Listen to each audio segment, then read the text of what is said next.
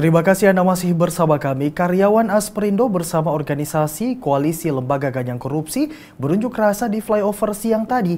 Dalam aksi tersebut mereka menyuarakan bentuk tidak terima terhadap tingginya biaya logistik yang dibebankan kepada pengusaha jasa pengiriman. Aksi ini berujung bentrok dengan aparat.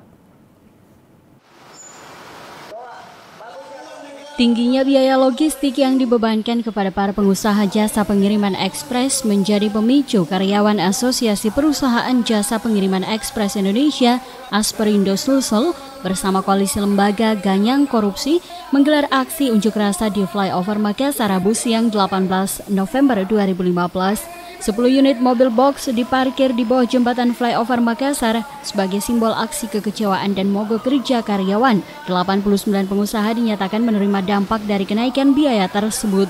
Dari aksi ini, demonstran menuntut agar dilakukan pengusutan terhadap mafia di Bandara Wilayah 5 Makassar.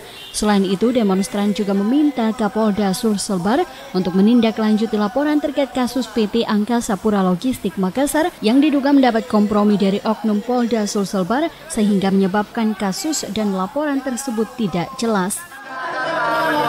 Penolakan terhadap PM32 yang sudah disuarakan oleh Ombudsman sebagai surat keputusan kepada Presiden, yaitu untuk menolak PM32. Tanggal 4 November, Ombudsman telah membuat surat untuk menolak dan menegur Presiden Jokowi untuk mencabut PM32.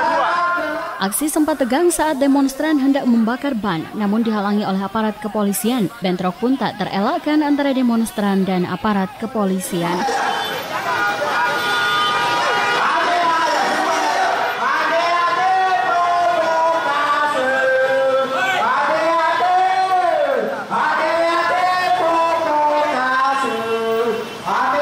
Aksi unjuk rasa pun berakhir damai setelah dilakukan proses negosiasi antara pengunjuk rasa dan aparat kepolisian.